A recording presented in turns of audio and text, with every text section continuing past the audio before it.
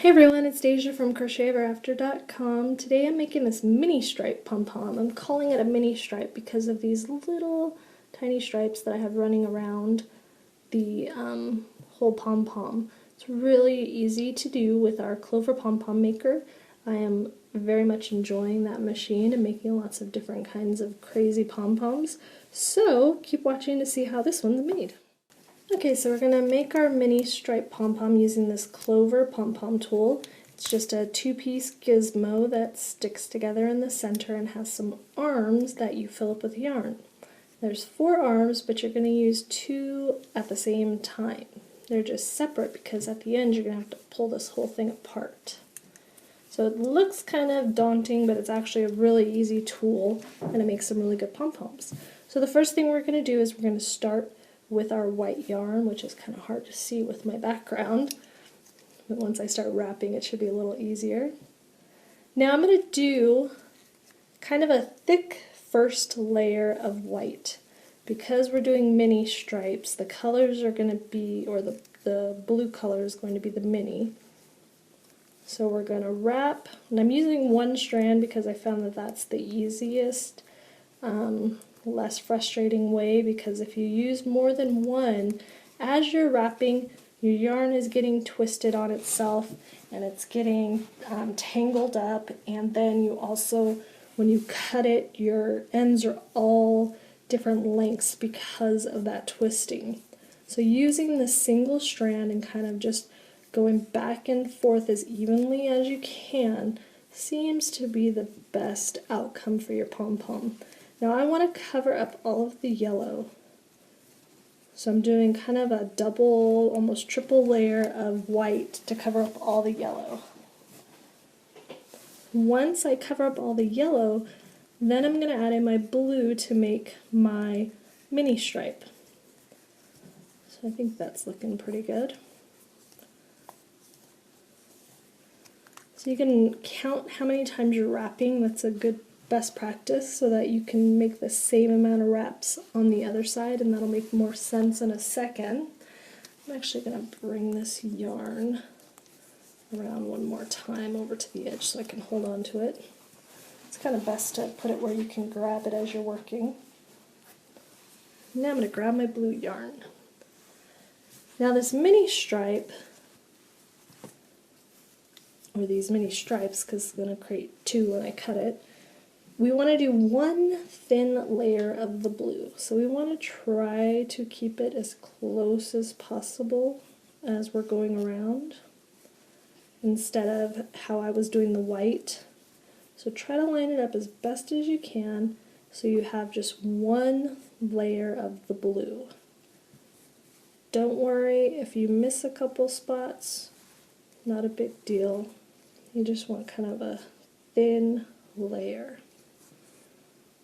Overlap that a little bit. You can always go back and overlap it like I just did. Okay, so once I get that thin layer of blue, now I'm going to take my white. So I'm going to leave that over there just kind of out of the way.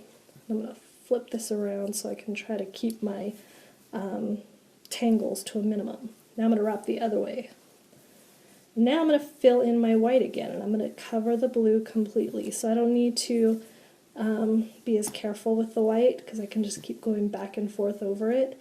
The only thing that I have to make sure is that I don't make this divot, this little half moon, crescent moon, any bigger than just almost flat, because it has to be able to close and these arms have to be able to touch over here. If they don't, you run the risk of losing your strands when you cut them.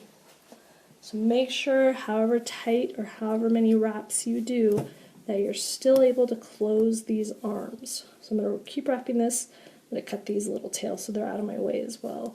I'm going to keep wrapping this until I get it completely covered. Okay, you can see that my blue is almost completely covered. I left the tail just so you could see that there is blue in here. There's a couple little spots, but that's okay. Once you cover enough white over this blue tail, you can cut it at any time. You don't have to keep it on there in your way. I just left it so you could see where it was at. I'm going to do a couple more wraps on this back side here. And I think I'm good. And you can see that this is almost completely flat now. So let's make sure it still closes. It closes perfectly and it's touching, so that's good. So I'm just going to leave it closed and cut my tail. So I'm going to cut it the same size as my edge here, because once I cut down the center of this, that'll just blend in with the rest of my pom-pom. Now I'm going to copy that exact same pattern on this side. So I'm going to start with my white and do a thick layer of white and then blue and white again. Okay, so I finished my other side. I'm going to close it up and cut my tails.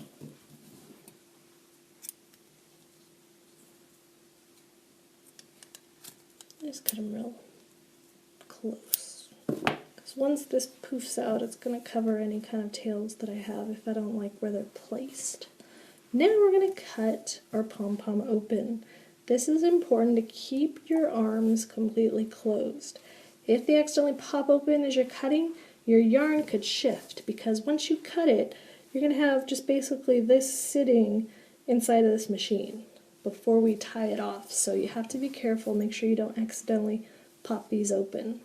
So take some very sharp pointy scissors and start cutting down the center of the machine. There's a nice little divot for your scissors to fit in there. And you can already see my little skinny stripe appearing. And this thing is very sturdy. This machine is very tight, so it doesn't open on its own really. But you want to hold on to those arms just in case. Then once I'm done cutting this, all I have to do is tie my pom-pom in the center and it will be ready to go. So I'm going to go ahead and use a length of my white yarn to tie it. I'm just going to go through that center divot that the machine has to tie it. I'm going to double knot it. Depending on if you're attaching it to something will determine if you want to keep your this knot or this the tails from this so that you can attach it to your project. So I'm going to pull to double knot, and it's going to open up the machine a little bit to get right in the center. So you can either cut this tail, I'm spinning, you can either cut this tail or you can leave it long so that you, the spin messed up my double knot here, hold on a second. You can either cut this tail or you can leave it long to attach your pom-pom to your project. You can just double knot it right onto your project, whatever it may be. I'm going to go ahead and cut it short just so it's not in the way of checking out our pom-pom. So if you're going to cut it short, just do it before you open it up. It makes it a little bit easier. Any stray pieces are easier to cut right now because everything is kind of even as you go around, so cut any that you can before you open it up. Also do this over a trash can because you're going to get lots of little fuzzies from where you cut. So I like to pull them off before I open up my pom-pom. Now we're ready to open it. So we grab our arms and we flip them open, both sides, and then we pull our pom-pom machine apart. And then we just fluff it up. So I just kind of roll it in my hands to fluff it up. Now you'll see some stray, weird strands. Those come from when you wrap around your edges. It's kind of, it's difficult to get really nice and tight right there, so you'll just have some of these stray ones. Just round them off, cut them as you go around. They're usually kind of all grouped together because of those edges, so it's not too difficult to do. But you can see my little mini stripes, and they actually kind of remind me of like a baseball almost. So that is the mini stripe pom-pom. If you have any questions or comments, leave them below. If you have any other ideas, you can leave those below too. Maybe I can work one in and see if it'll work. But thank you all for watching.